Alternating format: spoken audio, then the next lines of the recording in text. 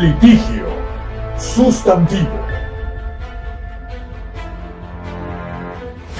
El foro pensado para orientarte sobre tus obligaciones y derechos legales en la equidad de la ley.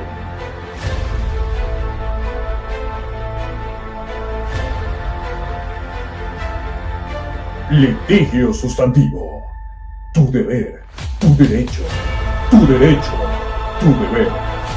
Con el licenciado Francisco Vázquez.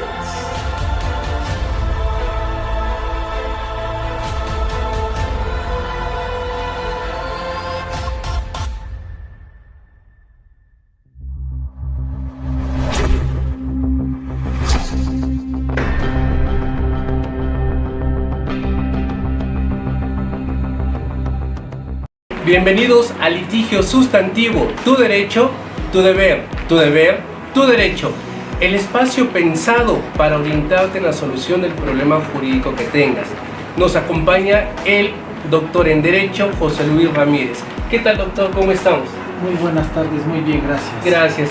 Amigos, doctor, es muy común que cuando nos divorciamos, habiendo hijos, además del aspecto emocional que esto implica, la toma de acuerdos, sobre todo con quién se van a quedar a vivir los menores, el monto de la pensión alimenticia, el régimen de visita y convivencia, todo esto en un juicio de divorcio, ahora con los juicios orales en materia familiar, como que viene a poner un toque especial, un toque donde ahora los abogados, pero sobre todo también las partes, llegar a acuerdos.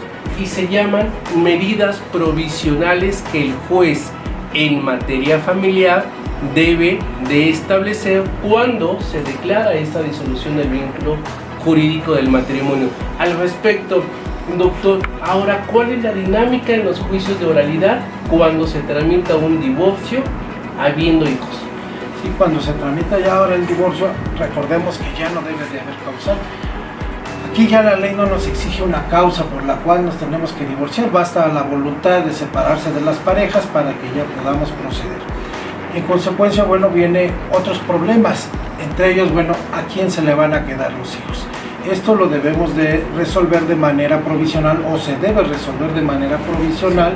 ¿Para qué? Para que si se deja a vía incidental, al final de cuentas me van a divorciar. Yo salgo de mi audiencia divorciado y puedo tener alguna audiencia para fijar alimentos, para fijar las visitas y convivencias con los hijos, para ver la guarda y custodia, a qué papá se le va a quedar, cuáles son las visitas y convivencias, con quién van a convivir las primeras vacaciones, sobre todo ahorita en época de vacaciones que ya estamos. Que viene, sí. En esta semana que viene, bueno, quién se va a quedar con él, son 2 semanas, qué papá se queda, qué mamá, si se le quedan a la mamá, a quién se le quedan primero, a quién se le quedan después, o en qué cumpleaños del papá o de la mamá, o cuándo se le va a festejar al niño su cumpleaños. Claro. Doctor, para nuestros amigos que nos están viendo, ¿qué tan debemos aportar cuando los hijos? Es que venimos de una idea donde los hijos menores de 7 años se tienen que quedar con mamá. Pero también hemos visto ya en nuestra realidad que hay mamás que se van y que dejan a los hijitos con papá. Entonces, ¿cuál es la regla actual de con quién se debe quedar a vivir los hijos? ¿Con papá o mamá?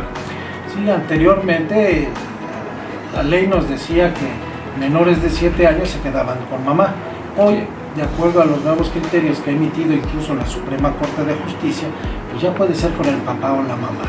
Dependiendo, hay que hacer aquí un estudio socioeconómico con quién de los dos va a estar mejor, ¿no? Y sobre todo su trato que le va a dar, quién les va a dedicar más tiempo, porque muchas veces hoy ya sabemos que tanto papá como mamá, pues salen a trabajar. Entonces tenemos que buscar que estén bien los niños, que estén cuidados, sobre todo su interés superior. Acá, y lo que más interesa es el interés superior del menor, independientemente de los derechos de los padres.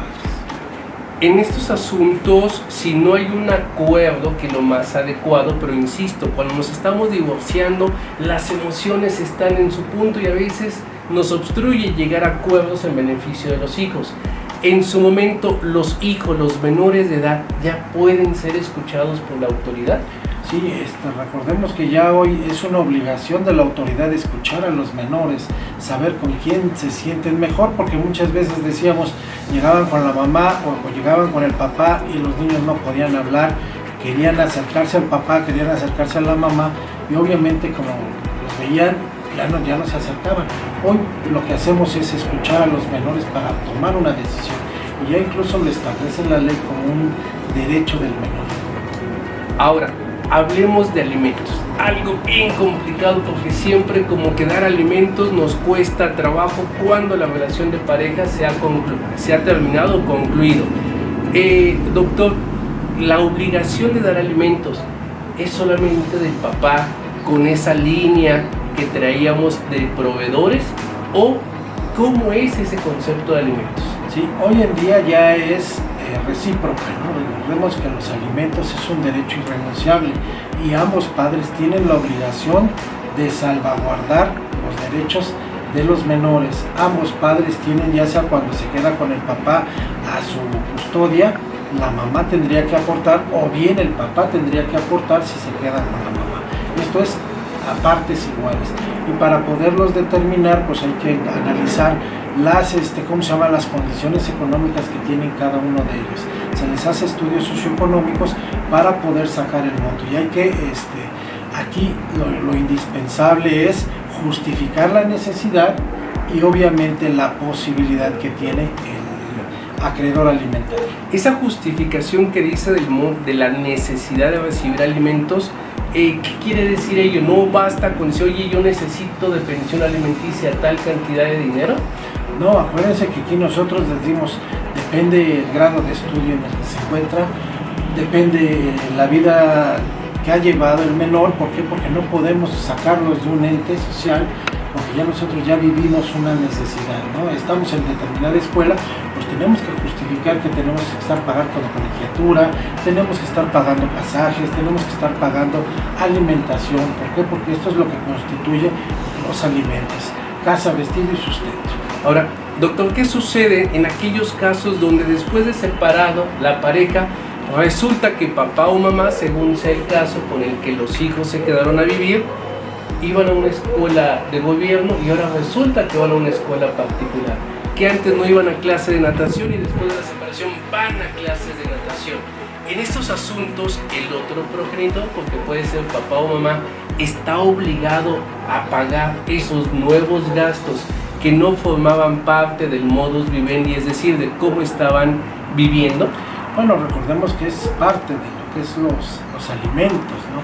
Pero aquí muchas veces lo hacen con el afán de decir, bueno, pues ahora tienes que pagar más. Sí. Aquí tenemos un límite, el salario, ¿no? El salario del proveedor, porque no podemos decirle, oye, necesitas pagar ahora más, ¿no? La misma ley nos está estableciendo que podemos embargar únicamente el 50% del salario. Entonces, si los gastos exceden de ese dinero, obviamente que los gastos que se originen tendrán que ser divididos entre ambos padres. Es decir, mamá, si trabaja, debe de aportar alimentos. Debe de aportar alimentos. Si papá trabaja, y también aquí es de acuerdo al salario que cada uno de ellos percibe. Ahora, doctor, ¿qué hay por cuanto hace a la visita y convivencia? Muchas las veces, reitero, cuando papá y mamá se separan, siempre uno de los dos emocionalmente está más afectado, o los dos están afectados emocionalmente, y se obstruye, se hace manipulación hacia los hijos respecto del otro progenitor. ¿Cómo resolver o cómo atender esta situación desde el derecho humano de los menores a convivir con papá y mamá? Sí, aquí lo primero que se va a ver es no afectar al menor. ¿Sí? ¿Por qué? Porque muchas veces los papás dicen, es que quiero que se vaya a vivir conmigo, sí, pero hay que ver primero en dónde estudie, qué distancia hay de la casa del papá ahora donde va a estar viviendo y dónde está viviendo con la mamá, o hay viceversa, con quién se va a quedar. ¿Para qué? Para ver que la distancia sea menos perjudicial. ¿Cuándo lo voy a visitar? ¿A dónde lo voy a visitar? ¿Dónde me lo van a entregar? Todo esto, bueno, pues se tiene que hacer. Cuando uno propone una demanda de divorcio, tiene uno que acompañar un convenio. Sí. Ese convenio, bueno, pues va a ser modificado en la audiencia de manera oral, y si no llegan a ponerse de un acuerdo, el juez determinará de manera provisional. ¿Por qué? Porque debemos de saber que los menores no pueden quedar a la deriva. Se les da, ¿sabes qué? A ver, vamos a ver, analiza qué tiempo se haría de venir de la escuela hacia tu casa y viceversa, de la casa a la escuela.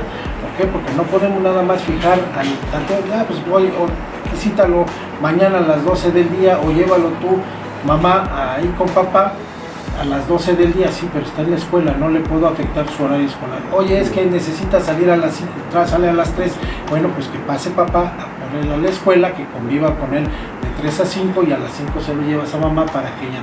Y sobre todo, bueno, pues vamos a tomar en cuenta los horarios laborales que cada uno de ellos tenga. Bien, además, doctor, en esto que mencionaba de la visita y convivencia, cuando estamos en este proceso, muy comúnmente uno de los papás dice, oye, pero que la convivencia no sea con la nueva pareja de papá o de mamá, porque le va a causar un daño a mi hijo, o que no se lo lleve a la casa de los abuelitos porque su dinámica es diferente. ¿Es viable, de acuerdo a nuestro Estado de Derecho, que uno de los progenitores prohíba que la visita y convivencia con el otro progenitor esté presente la nueva pareja? Aquí obviamente no podemos prohibirle, deben de convivir con todos, ¿no? Es un derecho internacional que tiene que convivir con toda su familia. En este caso, bueno, va a formar parte de su nueva familia, la nueva pareja de su mamá o de papá. Aquí lo que sí se busca es que cuando ya se va a vivir, o ya ambas partes tienen pareja, que se les haga un estudio, sobre todo para buscar la protección del menor, dónde va a estar bien, si lo va, imagínense que salga una pareja golpeadora, ¿no? De la mamá, una nueva pareja golpeadora o agresiva. Entonces tenemos que buscar, los juzgadores tienen que buscar, y los abogados tenemos que buscar cómo proporcionarle todos estos datos al juez. ¿Para qué? Para que, por eso es de manera provisional, y se puede resolver en definitiva y cambiar a quién de los padres se le va a entregar al niño. Nuevamente insistiendo en esta visita y convivencia, porque es muy común que muchas de las veces los hijos sean utilizados por alguno de los progenitores en contra del otro, la famosa manipulación, la alienación parental. ¿Cómo detectar si un menor está siendo manipulado por un progenitor en contra del otro? Sí, aquí se les hace y se les manda a hacer un estudio psicológico tanto al papá, a la mamá, la pareja de la mamá, la pareja del papá, al niño mismo, para poder determinar si está siendo manipulado. Los peritos hoy en día son una ¿cómo se llama? Clave especial para que nosotros podamos, o el juez pueda decidir, ¿sí? A dónde puede estar y si está siendo manipulado o no sea manipulado.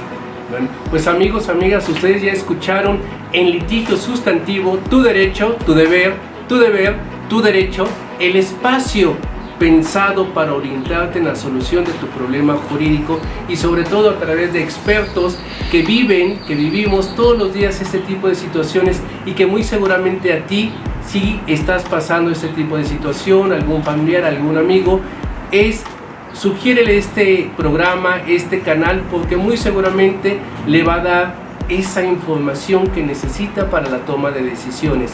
Doctor, nuevamente ya para ir concluyendo, entonces en un juicio de divorcio, como usted decía, la disolución del vínculo jurídico se tiene ganado. Sí, ya es por default, digamos. Ya no hay necesidad de probar abandono del domicilio, injuria, de maltrato, eso ya no existe. No, ya es un derecho humano, el de que yo ya no quiero convivir con mi pareja, ya quiero separarme, me voy a divorciar. Una vez que se presenta la demanda por alguno de los cónyuges, ese divorcio se va a dar. Y usted mencionaba, hay que exhibir un convenio, una propuesta de convenio. ¿Qué tiene que contener esa propuesta de convenio? Aquí exhibimos un convenio, debe de señalar alimentos si es para los menores o para la propia pareja, sí. Si es que se dedicó a trabajar una de ellas en el domicilio, a la visita y convivencia, cómo se van a visitar a los hijos, quién se les va a quedar, a qué papá se le va a quedar en el juicio, y posteriormente al terminar este juicio, a quién de ellos va a corresponder la guardia y custodia. Es decir, ¿con quién se va a quedar a vivir los menores? Exactamente. Entonces, una vez que ya el juez de lo familiar, ahora en juicios orales, determina la disolución del vínculo jurídico del matrimonio, es donde hace la mención de las medidas provisionales. Efectivamente, para que ya en un juicio posterior, llamémoslo juicio, porque sería un incidente, vía incidental, ya lo puede decidir en definitiva. Ahí es donde se van a aportar todas las pruebas necesarias para que se pueda resolver en definitiva. Muy bien, pues doctor, amigos, muchas gracias por seguirnos, doctor, muchas gracias por la información y no olviden darle like, compartirlos, escuchar sus comentarios, sus sugerencias y sobre todo, porque en litigio sustantivo, tu derecho, tu deber, tu deber, tu derecho, el espacio pensado para orientarte en la solución de tu problema jurídico. Hasta la siguiente.